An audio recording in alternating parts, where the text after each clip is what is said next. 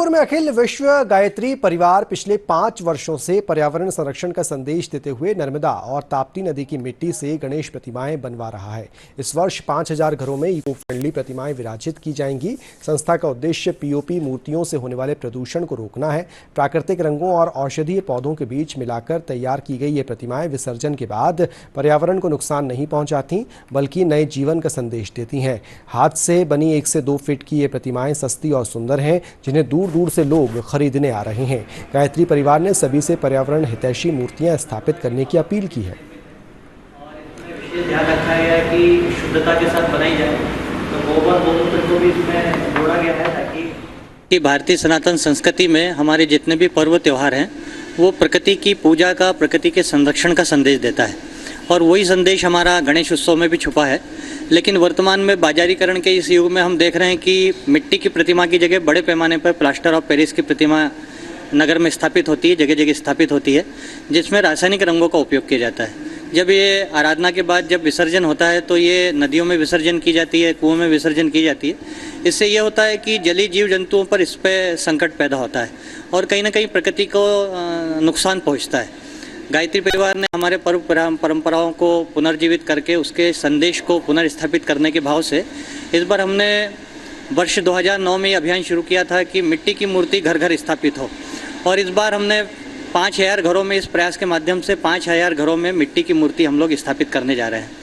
ये जो मिट्टी की मूर्ति है इसमें गोबर और गौमूत्र का भी हमने प्रयोग किया है ताकि इसमें शुद्धता बनी रहे। अखिल विश्व गायत्री परिवार बुरहानपुर आसपास के क्षेत्र में एक टेकड़ी गोद लेता है और वहाँ पर उन वृक्षों को स्थापित करके हर वर्ष एक एक टेकड़ी को हरा भरा करने का उत्तरदायित्व स्थानीय लोगों की समिति बना करके उनको सौंप करके, और यह पर्यावरण संतुलन का कार्यक्रम आगे बढ़ाने के लिए सबको प्रेरित, सबका विकास सबका साथ, इस भावना के साथ में सबका सहयोग लेकर के हर वर्ष एक एक टेकड़ी को हम हरा भरा करने का संकल्प लिए है। गायत्री परिवार ये पहली बार नहीं कर रहा है, गायत्री परिवार वर्षों से कर रहा है।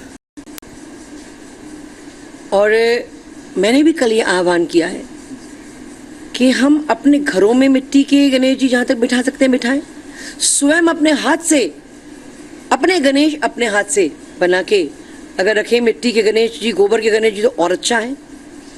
और सार्वजनिक स्थल पर भी जहाँ गणपति हम बिठा रहे हैं वहाँ पर कम से कम जो पूजा के गणेश जी हम छोटे बिठाते हैं वो तो मिट्टी के हों ही, क्योंकि ऐसी कोई भी ऐसी गतिविधि परमात्मा को प्रसन्न करेगी जो प्रकृति को संभालने वाली हो।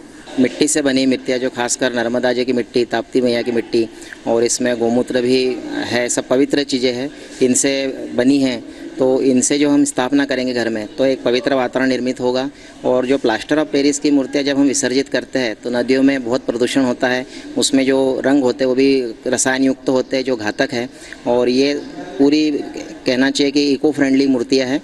और इस बार जो लक्ष्य है 5000 घरों में मिट्टी की मूर्ति स्थापित करने का, मैं इसकी बहुत सराहना करता हूँ गायत्री परिवार की। जनरली ये हमारी ताप्ती मैया की मिट्टी की बनी हुई मूर्तियाँ हैं और अधिकतर लोग इसको ताप्ती मैया में ही विसर्जन करेंगे और बहुत सारे लोग इसको अपने घरों के अंदर ही विसर्जन करेंगे, जिससे क्या होगा कि हमारा एनवायरनमेंट अच्छा बना रहेगा और हमारे जो ताप्ती है वो शुद्ध रहेंगी। मैं जनता को नहीं सर, पूरे देश को ही ये विनती करना चाहूँगा कि आप लोग प्लास्टर ऑफ पेरिस की मूर्तियाँ बंद कीजिए और शुद्ध मिट्टी की जो मूर्ति है उसको बिठाइए और उसका विसर्जन कीजिए। हम यहाँ गायत्री शक्तिपीठ पे रहते हैं और नर्मदा मैया और ताप्ती की मिट्टी से मूर्तियाँ बनाई हैं। ये नदियों को प्रदूषित नहीं करती है, प्राकृतिक रंगों से बनी है। तो नदी में विसर्जित करते हैं तो ये पूरी तरह